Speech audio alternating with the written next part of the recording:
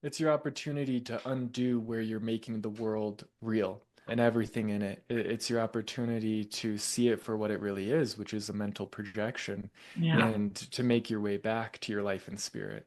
Years ago, I might not have experienced a migraine as a gift. I would always look at it as a doorway into healing. Redirecting that power into all of these beliefs and mental images in our mind that limit us and hold us back and keep us in fear? Or are we channeling that creative energy into a vision of the life we want to live?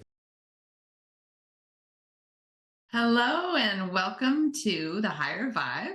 I'm your host, Jean Roorda. We're having conversations with psychic friends. And today I have with me Brandon Wilcox. He is a spiritual teacher, clairvoyant reader, and a somatic healer. Welcome, Brandon. Thank you. Excited to be here. Yay, thanks for joining me. I am curious right away when you shared with me that you're a somatic healer. I'm curious what that means to you and how that looks for people. How do they experience somatic healing when you work with people? Yeah, it's a great place to start. I'll take it back even one step further and then I'll go Okay. into the somatics because most people they know me as a reader and Yes. they come to me to get an answer. Maybe they're stuck somewhere in their life, they have a big question. And through readings, we can see the patterns that they've been stuck in through their life, the energy of what's going on, all of those sort of things. And so people will then really quickly be aware of like, oh, okay, I'm trying to create this relationship or I'm trying to create this next step in my career or I have this health issue, right? And so then it's like, okay, what do we do after the reading? What do we do after we've got all that great insight? We have this new direction. Some people, they want to make a shift, right? They want to Yeah. change a pattern that's within them, or they want to heal a symptom, an illness that's going on with them. And so I do energy healing work as well, but I found that this somatic work healing is really special and it takes people to a place that they sometimes don't get when they're just working along the levels of the mind. You Right. know, I could read them over and over again and keep telling them like, "Hey, here's something in your childhood that's making you believe this. Can you Right. let go of that belief?" But the thing is, the belief isn't stored at just a mental level. It's stored in their body. Usually, it's for a protective purpose. There was something that happened that they had to create this belief in order to, or create this pattern. The belief is optional, but the pattern they created based off of that belief was to try to protect themselves from what they thought was going to happen.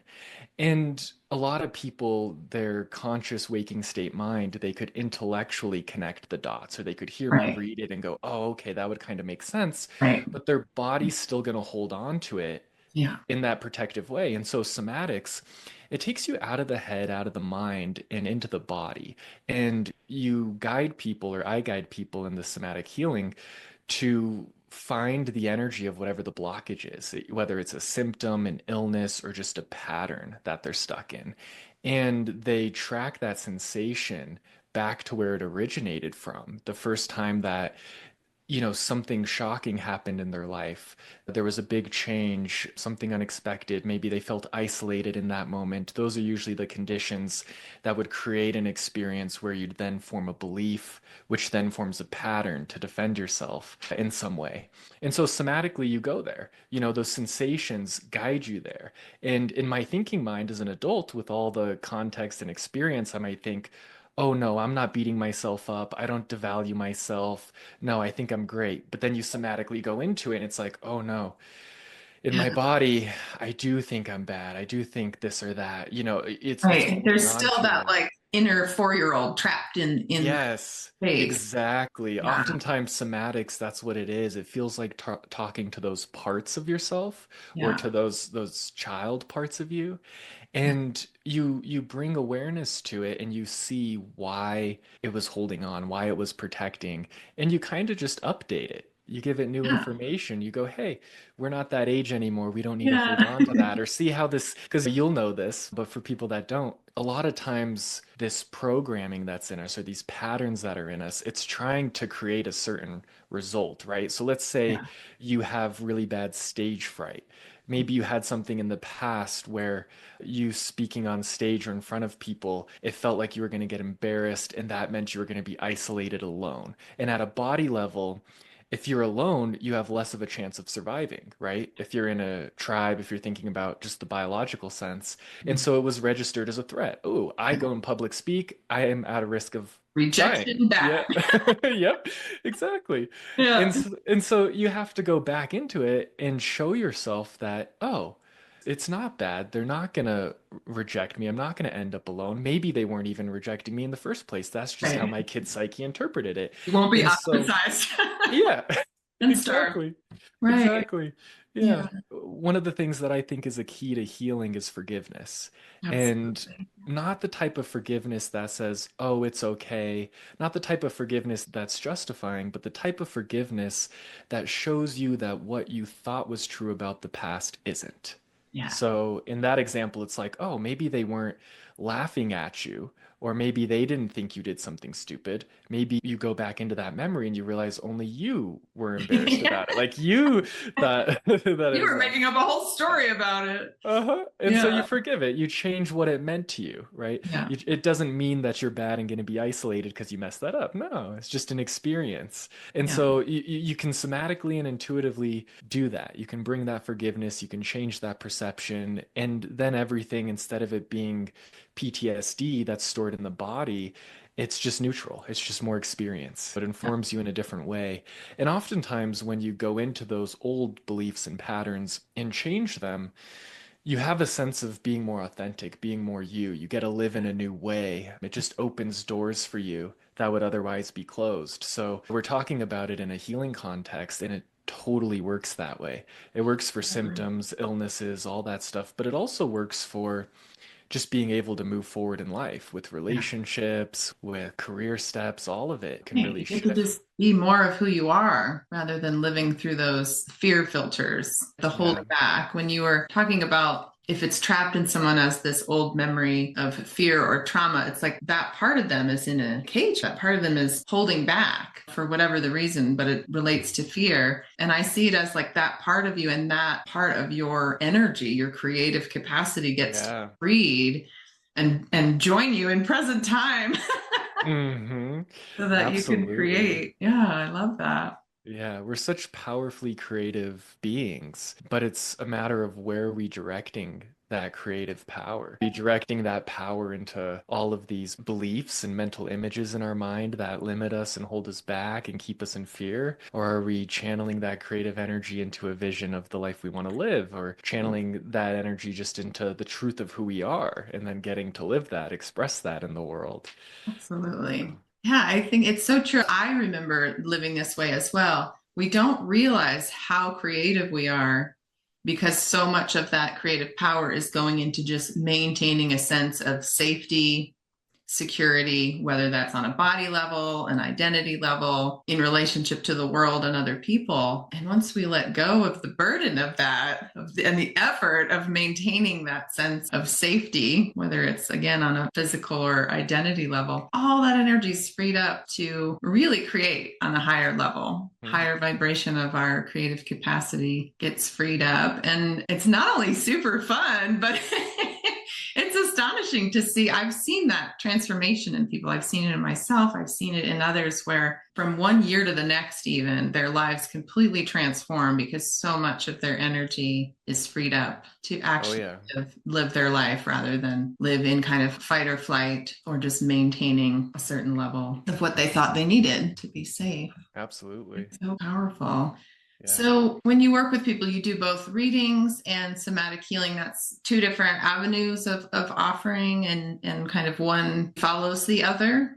Yeah, I think readings are really great for building awareness, Right. and they can sometimes create really potent perception shifts too. But as you know, as a teacher, a big part of training intuitives is them practicing, them seeing it for themselves. And it's that reiteration of seeing it over and over again that helps them to make that perception shift. And Right. so for somebody who's not doing years of training where they're looking at people for themselves, developing the skill of being aware of patterns in general, somatics really helps them to at least be aware of the patterns within them, the patterns of their own psyche, and not just how their conscious mind works, but how the underlying subconscious mind works. And so I find it just to be a really integrated modality approach that just takes that healing a step further. Because for me, I've been doing intuitive work since I was, I think, like 16 years old. I think That's I was a great. sophomore in high school, maybe Yeah. somewhere around there. And it's worked absolute wonders. But I also had somewhat of a rough childhood in a lot of ways, which primed me to be prone to creating illnesses in the body. And so I've had these quote unquote chronic, incurable, sometimes mystery they didn't know autoimmune diseases. Right. And the energy work, the intuitive practices, they did an amazing job at downgrading my symptoms Yeah. so that they wouldn't be as intense. Basically, it follows the philosophy of everything is energy and heal the spirit, and the spirit heals the body. And there's a lot of truth to that. That is how it works. But sometimes getting that healing that you've done in spirit into the body, Yeah. sometimes that's missed, in my Yes. opinion, in intuitive Yeah. work. And so the somatics, it helps that to be integrated, to really come in. So how I kind of got into it was like a year and a half ago. I was at the peak of my illnesses. They said I had mast cell activation syndrome, which is allegedly incurable. Of course, I don't believe that. I I had, don't either. no, it's not true. I've definitely Uh, heard of that and had friends that had a quite an intense healing journey getting through it, but did heal it. So, Yes, yeah. I've seen a yeah. lot of uncurable illnesses being cured, people Yeah. being healed in this last year. But at my peak of it, I was literally on a feeding tube diet because my body rejected every single food. So I had to drink this liquid enzymes that they put in feeding tubes, mix it in a cup Wow. of water and drink it because that's all I could handle. And I would Yeah. only have maybe 4 hours of energy a day to do anything. Like everything was shutting down because I actually kind of asked for it in a way. Uh, it's a funny part of the story. I had sort of sent out a prayer or a request that I didn't want to just live downgrading my symptoms and kind of bouncing back and forth. I was like, I want to get to the root of it. I want Yeah. to truly heal, and not only truly heal, but understand healing in its full capacity. And so Yeah. what happens immediately after I get that sick, I get You got some forced to answers. have to deepen my understanding. You Yeah, got to to be get that thrown into answer. a deep healing journey. Yeah, absolutely. Wow. That's one of those things people say, be careful what you ask for, right? Yeah, But you were ready yeah. for it. You have the capacity to move through that. So where are you at in that healing journey? So with the food part, going from the feeding tube enzymes, with mast cell, they say that you can't eat anything with histamines, which is almost everything. But Right? there's specific foods that are a lot worse, and everybody's histamine reaction is different. Yeah. And they don't know why scientifically. I know why. I like to think I know why. It's because people have different subconscious triggers to different foods. Right. Right? There's all sorts of different activities and foods and etc. that can activate that histamine response, and then your body shuts down. But it's based off of your subconscious triggers, and it's based off of seeing the world as dangerous as a whole. And so I've been somatically working on it, and now I can eat pretty much every food besides gluten. I haven't quite cured that one yet, but I'm getting closer. Well, But just about everybody has a gluten sensitivity but now, it seems like. Yes, yes. And I'm a celiac technically, so they say that's incurable too, but I'll let you know in 6 months once I cure it, Yeah.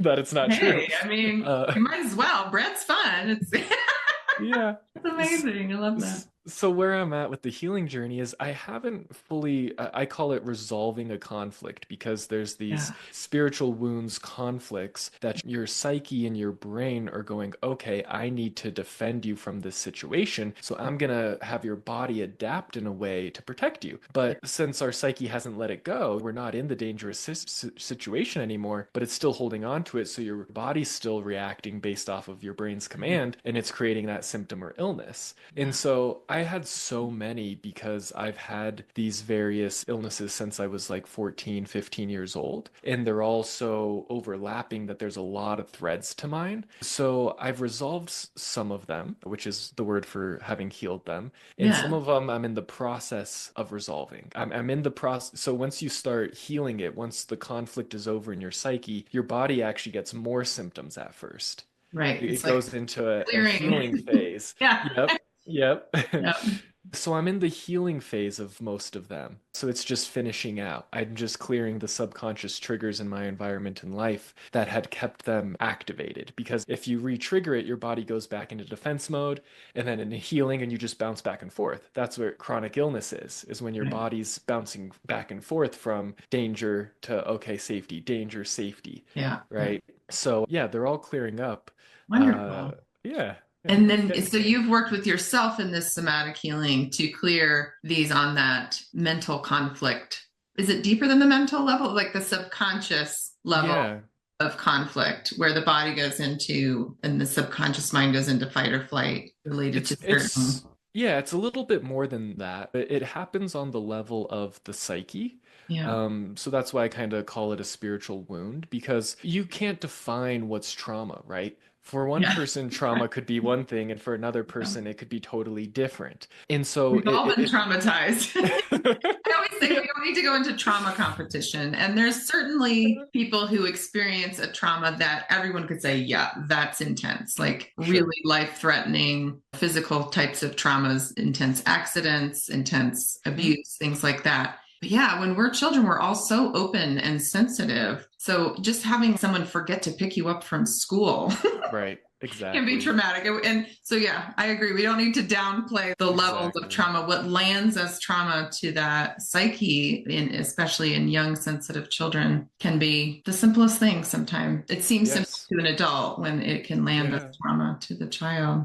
Yeah, absolutely. I remember one moment where my son like lost his mind because when I was dropping him off at his mom's house, he was asking if he could bring his water bottle, but Yeah. he had brought like five water bottles to her house and never once brought any of them back. And so I was like, Right. you can't bring it. I'll never get any of your stuff back. Once it goes to her house, it's gone. Yeah. But I remember how upset he was. I was like, Oh, oh, I just created a trauma over a water bottle. I you're guess I right. should have just continued to buy them on infinite They'll loop, just you have know? to get another water bottle. Yeah. Yeah, yeah, I felt really bad about it. But, that's the thing is it's like, yes, you could definitively measure like, okay, this event is traumatic, but how it affects your brain and then how your body responds is completely unique to your own psyche's perception. And Yeah. so when you're really, really little, you start to form these identities of who you are, who is God, what is life, all these different core things come in. And in Yeah. those first like 7 years, a lot of that identity is based around your connection to your mother. It hasn't become its own separate individual identity yet. And Yeah. so that's when you're taking in all that information from the family, from your mother, all of that stuff and building it. And so by the time you're 7 years old, you have this kind of preconditioning beliefs built into you, right? Yeah. And so then you're riding your bike and you fall and you scrape your knee. One kid's psyche, based off of their preconditioning, is going to go, oh, that means I'm bad. I'm Oh, terrible because yeah. I failed. Right. Versus I feel. somebody else's psyche isn't going to perceive it that way. It's just like, oh, the bike is bad. Right. This bike attacked me, right? It's the bike. Yeah. It's And the so based concrete. on, yeah, Yeah, yeah.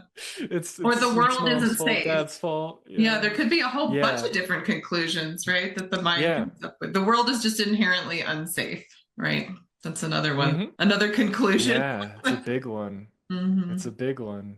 Yeah. Or And I'm so never. then how they perceive it, how the psyche perceives it, it registers simultaneously in the brain and in an organ level based Yeah. off of what it was being perceived as. And then that organ or that tissue layer, it starts to adapt based off of how the psyche and brain have created that relay. Fascinating. So you see different types of beliefs or traumas held in different parts of the body or different Yeah. organs. Yeah. Yeah, there's an exact map actually. Yeah. There's a map that shows all of them with no deviations. The science on it is actually very accurate and Yeah. perfect. But one thing that's interesting too that you brought up in my mind is I'll give you an example of one that I worked on. I was having a dairy intolerance. I had had that dairy intolerance ever since I was in second grade. I'd get really constipated, really bad stomach pain, bloating, whatever. And I was doing some somatic inquiry into it and I found a memory where I was in my friend's house as a little kid in first grade, and we were eating mac and cheese. Maybe we had a glass of milk too.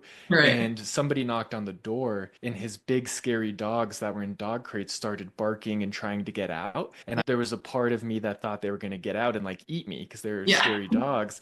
And so my brain took a screenshot of that moment and it Yeah. registered the dairy as being the danger. Right. It like everything that was going on right at that moment was dangerous, Hmm. including the And danger. so when I was able to find that memory and connect the dots, my dairy allergy went away. And I Amazing. literally drink milk all day, every day now. I That's love it. amazing. I love that. Yeah. Yeah, it might seem like totally magical to people too, but it really getting down to that scientific level, it's very accurate and Yeah. precise. I love that. Yeah. Yeah, and like you could read something like that for somebody potentially. Getting the exact details of how their psyche interpreted, though, you wouldn't be able to do because you're looking through the lens of your psyche. So even Right. if I perfectly read for you, hey, here's this moment in childhood, A, if it was a significant enough event to where it caused one of these conflicts to occur, it caused symptoms, A, your mind's going to protect you from it. Right. It's not going to want you to go there. Yep. And B, you even in your conscious mind wouldn't know how your little you interpreted that. So me reading it and telling you here's the memory, it might not do anything. But when you Right. somatically go back to that moment, you're listening to the body's communication. Then your brain starts to go into the same trance state that you were in when you were in that moment as a kid. So it's kind of like self-hypnosis, Right. but at a very light level. It's not scary or super deep. And Yeah. so then you can literally connect the dots and undo that memory at the same brave Yeah. brain waves in which it was created, and boom, then your body stops Love making that it. adaptation. Yeah. Yeah, it's really a beautiful example of what I always tell people that our body is in our mind. Mm, It's not the other way around, yes.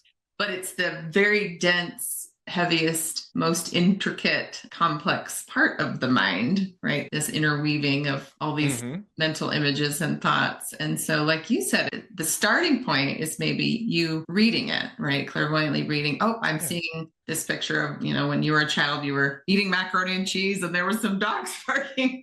But on that somatic level, bringing that into the body, into that part of the mind, because otherwise you're kind of seeing it from the part of the mind that's outside of the body.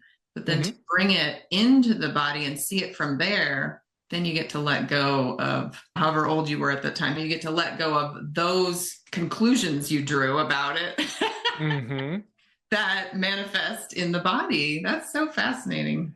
Yeah, and here's an image I like to paint for it. It's kind of like if you imagine, like, here's your physical body, then Yeah. you have an emotional body, a Yeah. mental body, and a spiritual body. A body just being a word for kind of all the aspects of you that you experience, right? That's what a body is. It's a vessel to have a life experience through. Yeah. And so each bodies would just be a particular aspect of your overall human experience. So you could say spiritual healing, you're healing from the top down. You're healing from the spiritual body, it's moving through the mental, emotional, and physical, which is great.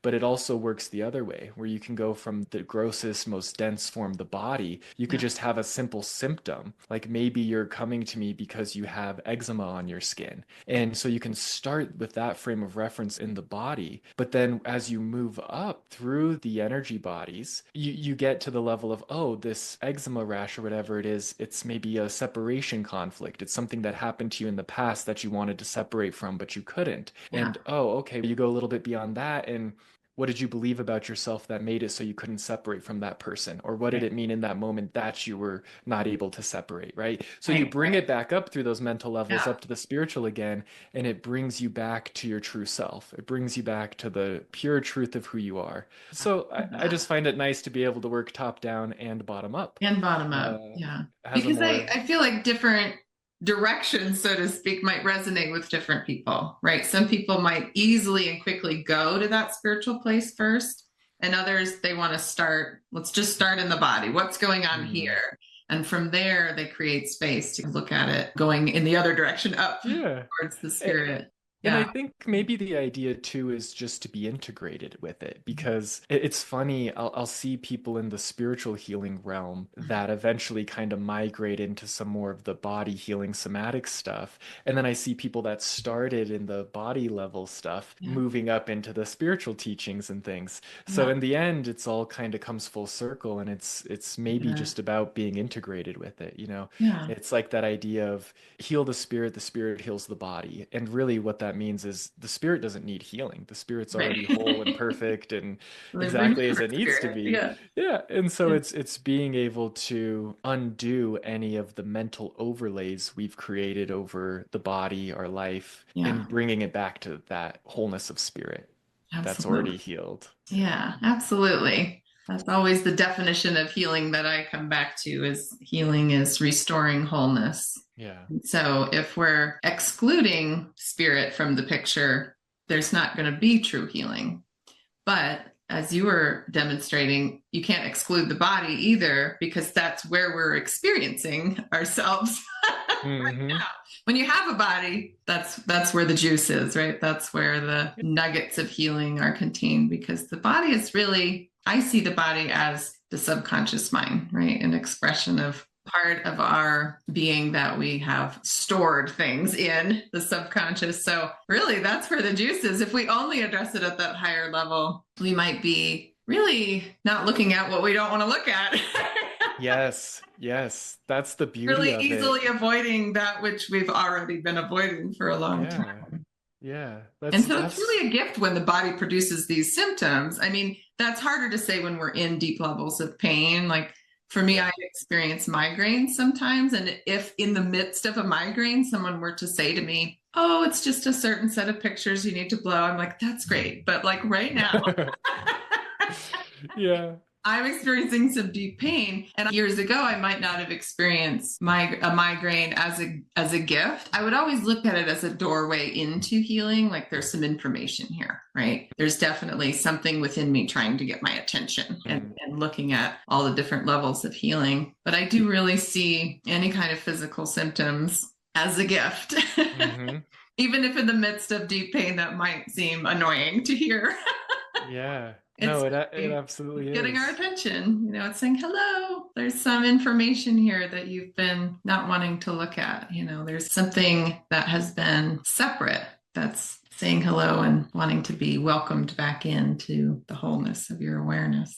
Exactly. Yeah, Yeah. it's the most perfect mirror for anywhere where you're not whole and living in the oneness of spirit. It shows up within the body, whether that's a past event that happened that still needs forgiveness, whether that's a current belief that you're running. When you go into that subtle, dense experience of the symptoms, it can literally elevate you all the way back to the complete and total oneness of spirit. Yeah. Right. And it's kind of like, you know, if we're born in our natural state, we're just in that sort of enlightened state, and then we build up all of these images of separation and being disconnected from that oneness and the wholeness of spirit. And then we have all that stuff that I was talking about, the preconditioning ideas and then the conflicts. Well, imagine if you were just always know that you were totally unconditionally loved, you were experiencing the wholeness of spirit, you know, then none of that stuff would matter, right? It's Right. kind of like when I had my first, I went to an enlightenment intensive when I was 16. Wow. And one of the interesting aspects of it was I had this horrific chronic neck pain that was constant since I was 14 years old. And I remember sitting there doing the process, and the neck pain was getting worse and worse and worse the closer that I got to a breakthrough. And Right. then right as I had that breakthrough, you know, I had this enlightenment experience. So I was in the total just oneness state Mm-hmm. and I had no neck pain. In fact, Yeah.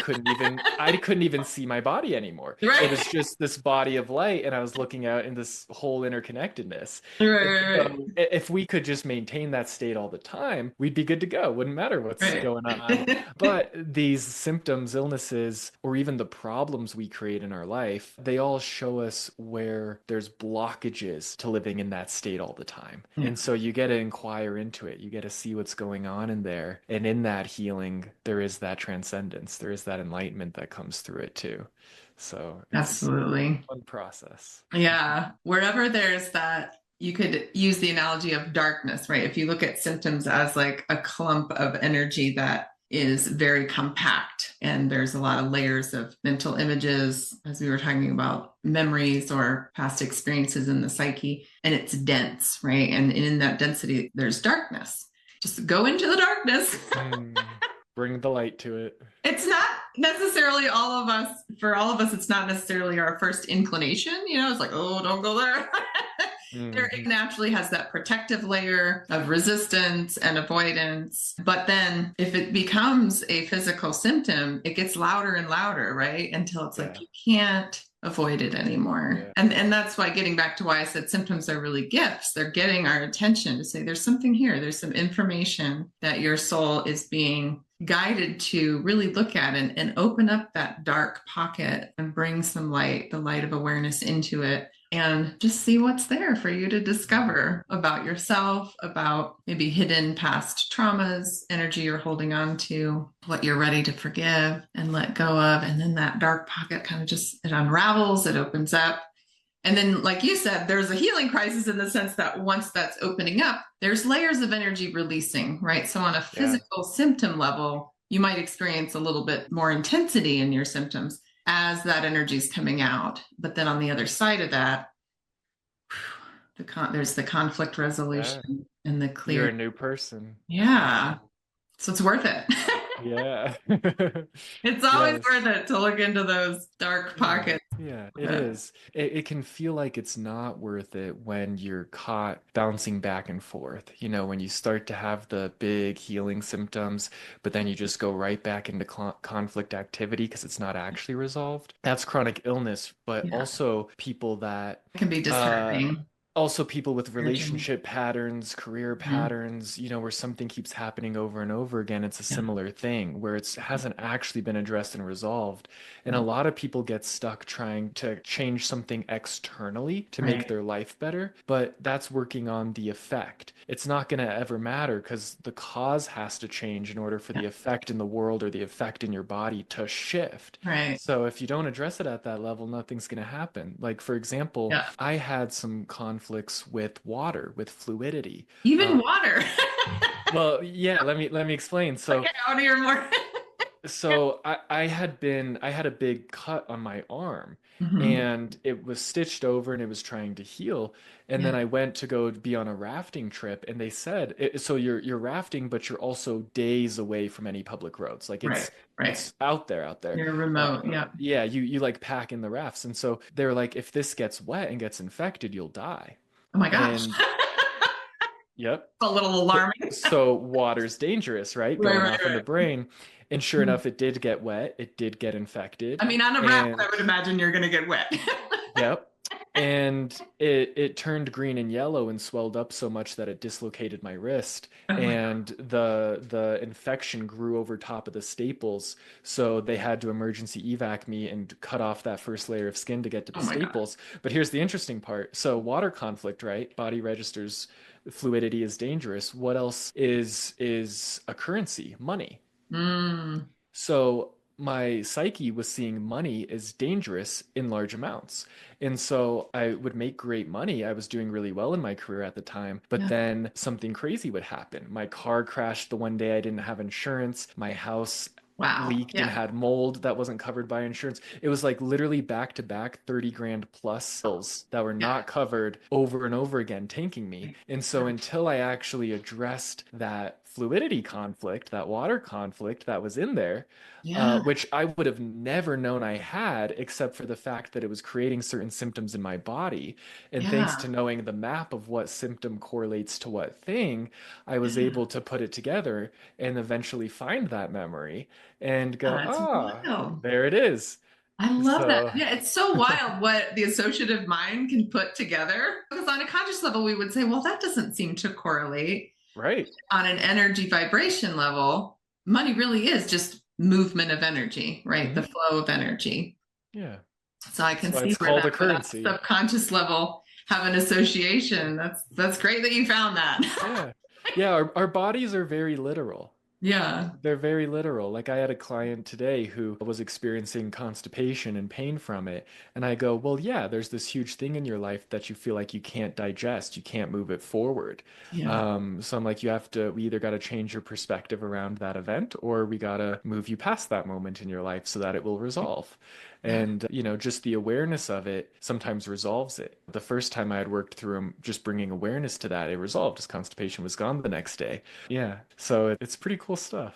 And able to just let go. So you found on a mental level what he was holding on to, not able to Hmm. process. Yeah. Yeah, it is so literal. Yeah. And it'll show up in people's language too. If you're mindful of how someone's talking or you're mindful of your own thoughts. Like I woke up this morning and I was having certain stomach pain. And I go, oh, okay, stomach pain relates to this territorial anger that I'm experiencing.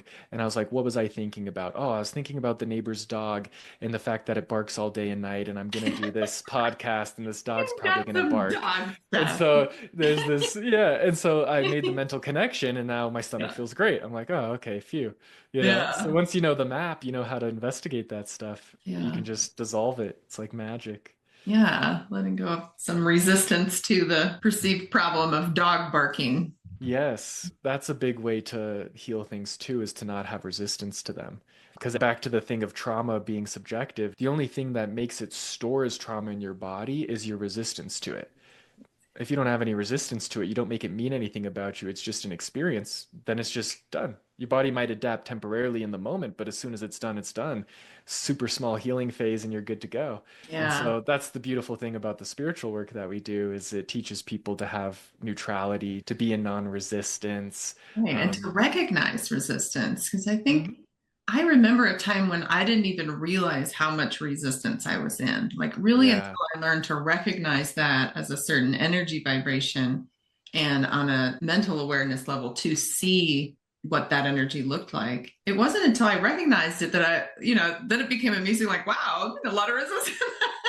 It starts to become amusing how much resistance we just on the daily, what's considered normal to just yeah, walk around in pretty high levels of resistance, really. And yeah, then we wonder why there's pain in the body, or, like you said, different symptoms related to different areas, depending on where that resistance has yeah, built up or be taken on a life of its own, really. yeah, So it yeah, was invaluable to me to learn to recognize that as an energy and that I didn't have to solve it in my body, right? Because even if we learn how to let go of our own resistance, we are walking around in a world that is full of resistance.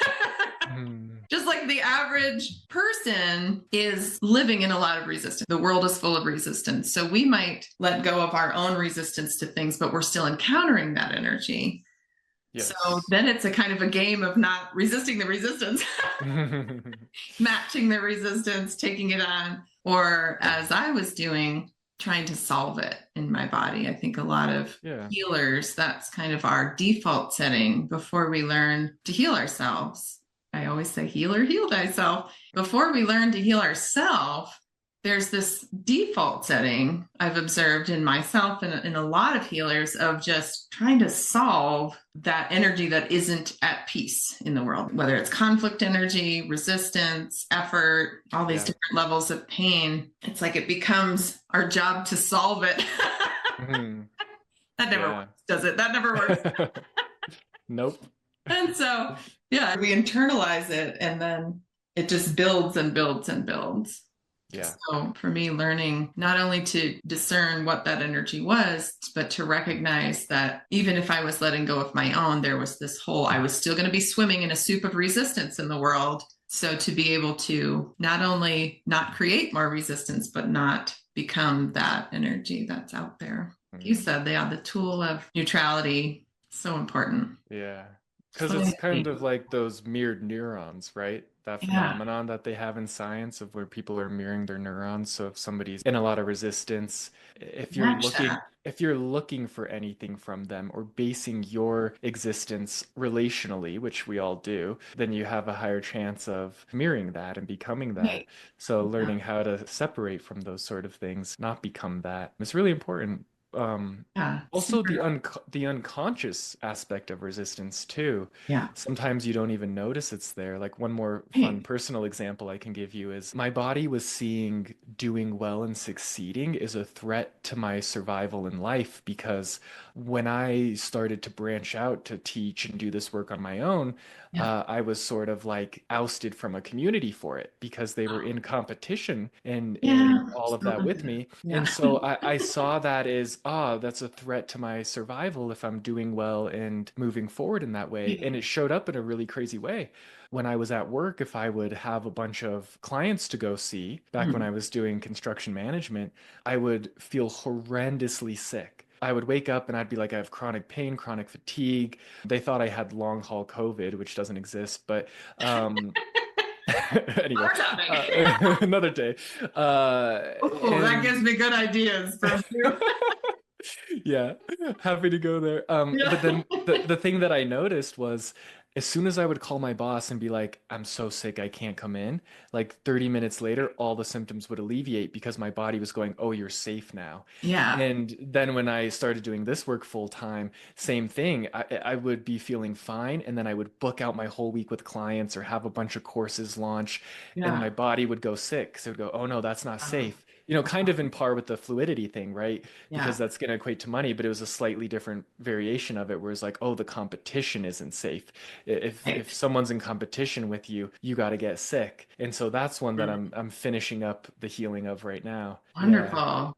Yeah, Yeah. that's a juicy one. I have definitely been one to avoid conflict, especially competition.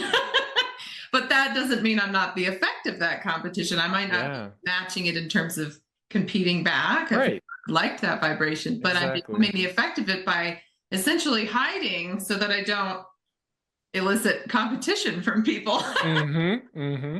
Totally. So yeah, when Totally. I discovered that, it was very freeing for sure. But Yeah. it took years of practice of both recognizing it when that would occur, when there would be a competition response from somebody, and I would notice, okay, am I hiding in order to try to assuage that for the other person or group, or can I just show up, right? I don't have to be afraid of that energy, and I also don't have to solve it for the other E- person. Exactly. Yeah, that was one of the ways that I started to resolve that one too, is I would imagine the people that were in competition with me, and I would just imagine me stepping back away from them and saying, no, I'm not competing with anyone. Yeah, There's enough for everyone. I'm on my own path. And whether right. they want to step out of that competition or not, Yeah. I'm gonna say no to that. And as I moved that away, my body was like, oh, okay, it's safe. It's safe. We're True, good. it registers as unsafe in the body because competition comes from an idea that there's not enough, right? Mm-hmm. There's not Mm-hmm. enough, whatever it is. Mm-hmm. And so that scarcity feels like survival to the body, even if we're not talking about there's not enough food.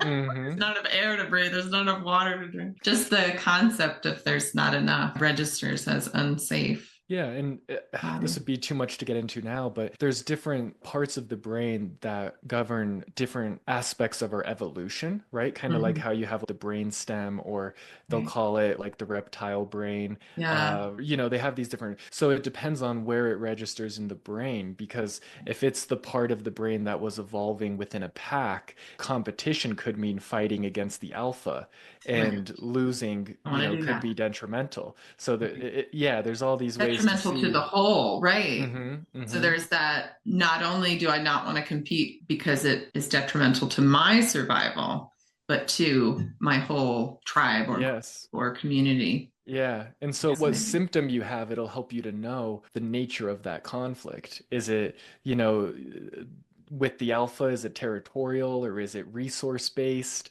There's not Mhm. enough, based off of your symptom, it'll give you a map as to what that conflict is actually being held as for you. And then you have a greater Fascinating. chance of healing it, resolving it. Yeah. Fascinating. You find those unconscious resistance that you have. Like that was Yeah. an unconscious resistance to me. I didn't know I was resisting doing well and succeeding. That would seem super Right. silly. Right. Because But the conscious mind, that doesn't make sense. yeah, But subconsciously, there was that associative mind yeah, associating success with threatening the pack, yeah, yeah. threatening the alpha. Yeah, and their Yeah. leadership, perhaps, or their. direction. Exactly. And sometimes the thing that it actually is, someone will swear up and down that it's not. Like if you had Right. told me that I was in competition, I'd say, absolutely not. Right. I don't I'm believe bringing that. on Yeah. all my other friends to work for me. Like I'm giving away stuff to people. Yeah. Uh, no competition, but it was their competition with me that was causing that effect. But I wouldn't have thought to look there, consider that, because in my mind, I'm not a competitive person like that. Right. So that's why it's helpful to have these different things to cue us in on. I have matching pictures, Brandon. Great, great. Yeah, no, I totally get that. Uh, Yeah, that I had that same aha when I discovered that. Same reaction, if somebody would point out, oh, that's competition, I'd be like, why? I don't. I've always shied away from competition, but that was exactly what the issue was the shying away, basically resisting that energy. I might not mhm. have been producing it Yeah. because consciously I know there's no lack or scarcity, but then I was still putting my creative energy into that resistance or fear of what effect it might have on me. Yeah.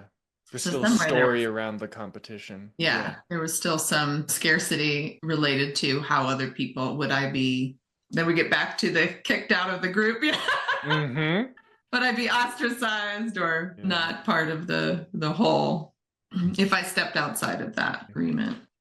Competition is a good one. I like to address that energy within people because as we're talking about it, it doesn't always look the way we think it does, right? It doesn't have to Mm. mean you're out there like kicking everybody out of the way. Mm. It doesn't always look aggressive. The word makes it sound aggressive, but it can also just be avoidance. Yeah, and it is an important one to address because it directly negates your spiritual growth and progress because Yeah. competition only exists at the level of separation and there being a me versus you. And spirituality is all about coming back to oneness, the Yeah. wholeness of spirit, that eternal life. And so if Yeah. you're in competition, you're in your body level programming, you're in that separation, you're not moving back into that coherence of you as Right. spirit. So it's Yeah. it's an important one to address. For sure. It's really just a direct invalidation of spirit when we're Yeah. living from that place of competition and scarcity. And this brings me to the universal topic that comes up in a lot of these conversations, this global shift that we're going through in humanity. I really see, and I don't know how long it will take to completely manifest and transform, but this greater shift we're going through is one from operating all of our systems as human societies operating from competition.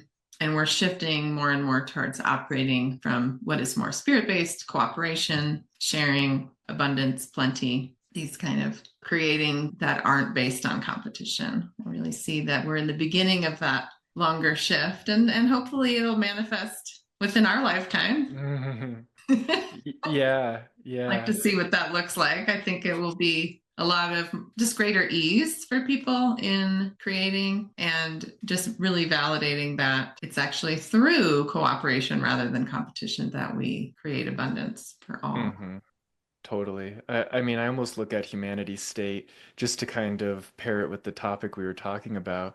It's almost like right now is when we're in our healing phase of Yeah, the conflict. And right. there's a point in the healing phase called the epileptic crisis or epileptoid crisis. Oh, And wow. it's where you experience the fullness of the original symptoms, like It's at its all coming peak. out. That's where someone's going to get, like, if you've ever had night sweats and you break a Mm. fever, something like that. Mm-hmm. It's also the place where sometimes people die, if it was Right. a severe Yep. enough case. And I think humanity's almost to that epileptoid crisis. Yeah. But that's good. Gonna I be mean, I, fun. I think it's going to get more intense. It's going to hit the peak, but Yeah. then we'll be healed afterwards. We'll Yeah. go in a new direction. So, Going through that healing um, crisis. it's just important to use all the tools we have to be able to not be spiritually and psychologically destroyed through the changes in the Yeah. world outside of us. Yeah. It's really Um, crucial to have that perspective of this is like a giant healing crisis. I yeah, use the words healing crisis, but I yeah. like your No, that's what it very is. specific Yeah, words. But it's that phase where we're letting go, so it's all coming out. yep, yeah, And I think what's uncomfortable for a lot of people is they might not realize that they ever wanted to let go. It might not feel yes, like they have a choice about it.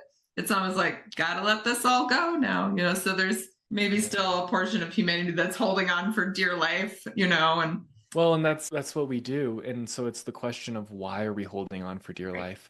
What's the secondary purpose that we get for holding on to a thought system, belief, Mhm. pattern that's obviously damaging our lives? There's Right, always a reason why we're holding on to it. And when we can see that, then you're actually able to let go of it. It's one right, thing to call out a pattern in someone, but to be able to help them discover the underlying reason why it's a right, pattern, why they're holding on to it when it's one that they can't let go of. That's huge. And that's probably where we are in humanity is in the somatic inquiry phase where we're looking, because so many things are being brought to the surface right now, right. right? Where All coming everything's, out. yeah, it's all coming out.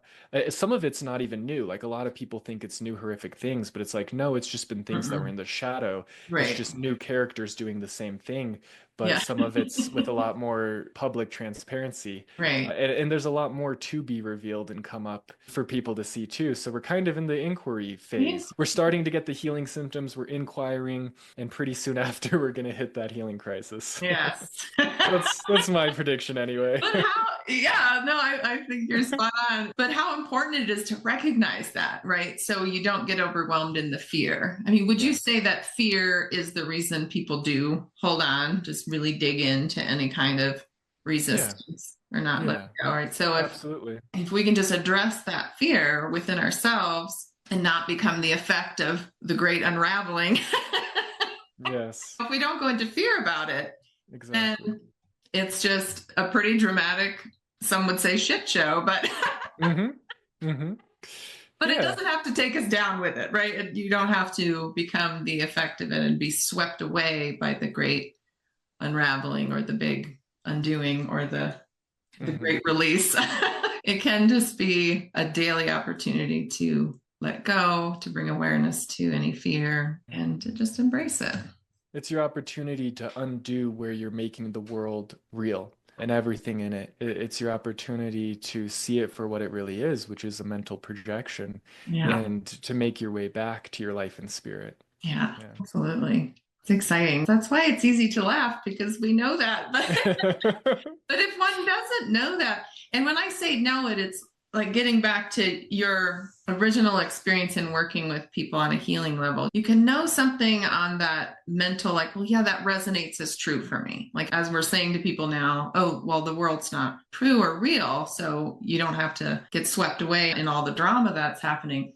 Even if that resonates as true on some level, one really has to experience that, the reality of that on Yeah. that deeper, even somatic level. Yeah. And I think this is why meditation has been so important for me because I experience true reality when I am in Mm, meditation. I yeah. experience what, the reality with a capital R, which Hmm. doesn't change, right?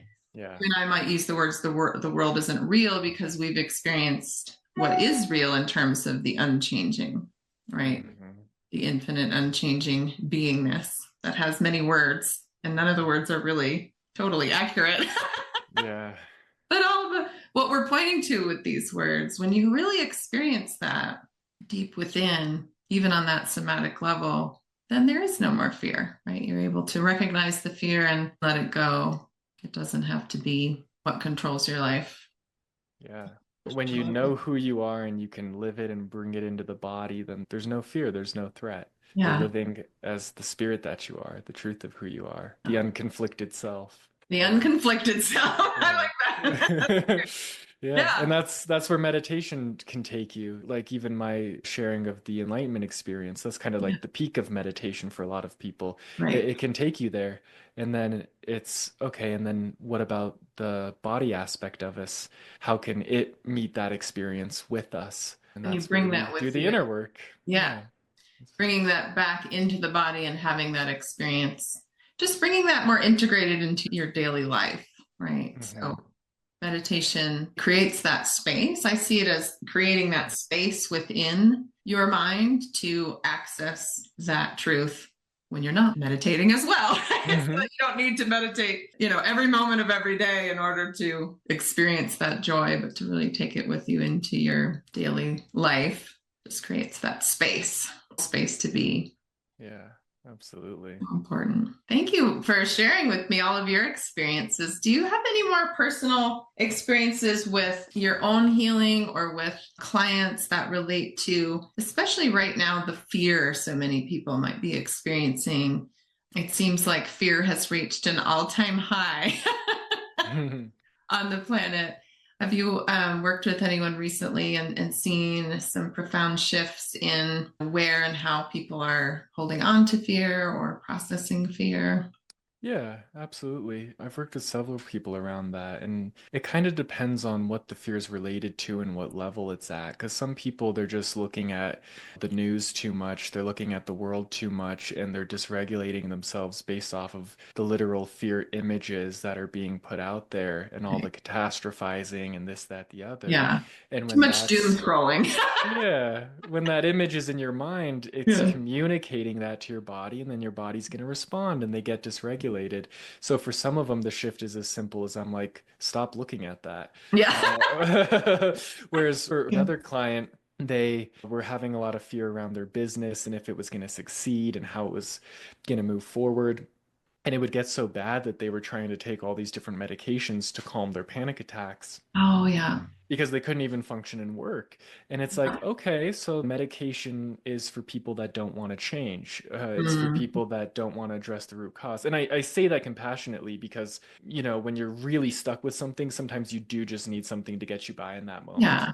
So no Sometimes it's judgment like at all. a step to get yourself sorted. Yeah. Might still want to address the deeper level. Yeah, and so for Yeah. that person, we had to go into, okay, what are these images that you're looking at, these triggers in your reality, and Yeah. what are you making them to mean? What's the deeper underlying fear with that? Yeah. And when we go into that process of where that fear is being stored, there may be a deeper memory for that person, like where their mom wasn't able to provide for them. And so they felt like they were in danger and had some bad childhood experiences with people because their mom wasn't looking out for them because she was trying to make ends meet, Yeah. And so that was linked to it, helping them to disconnect from that past memory and the extra charge that it put on the experience, and then what it meant about themselves if their business failed. There's all these different layers that we had to So many inquire layers. into Right. to Right. undo it. But then once we got there, it just dissipates. And a lot of people think that you heal the thing and then you just feel amazing forever and no fear. And sometimes you might get that, but for the most part, Yeah. you'll have it come up again, but then it's a choice. You Yeah. recognize the path of healing that you just went through and you go, oh, I'm going to choose something else.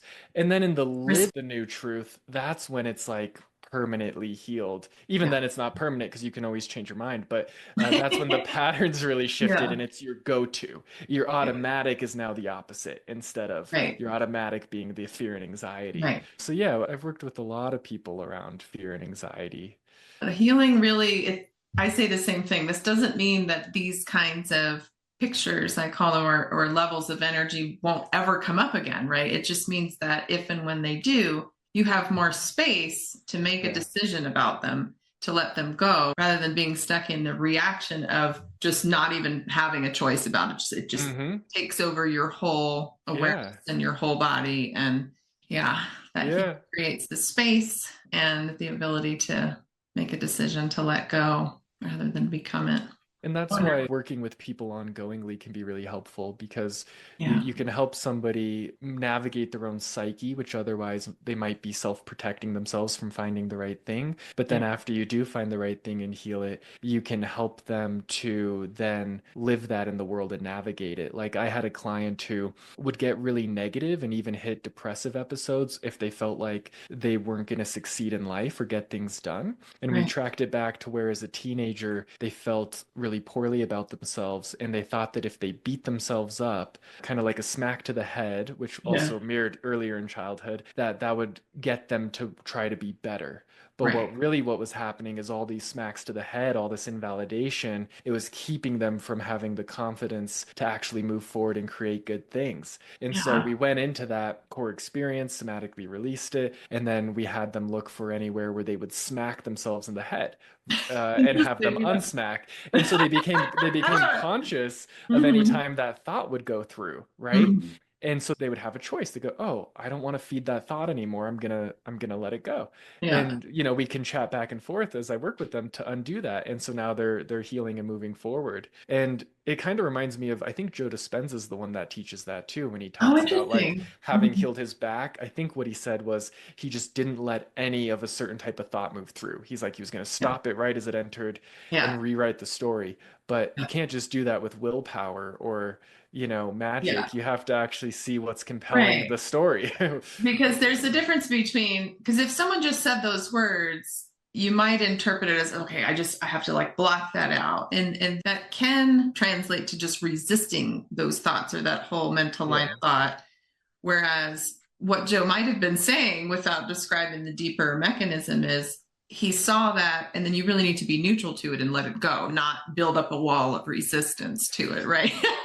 Yeah, or Yeah. understand that it was like a natural biological response, but that Mm, it's not working anymore, or it didn't even yeah. work then, and so we no longer need it. Then you don't become that person anymore that thinks Right. that way, right? And then you can have compassion for where you were when you created that Yeah, reaction absolutely. response. Like, oh, this served a Absolutely. purpose, right? I can have compassion for myself where I was at when that was created. It served a purpose, and then recognize and bring it into present time. Like, okay, the purpose has been fulfilled Yes, exactly. Yeah. and we can complete.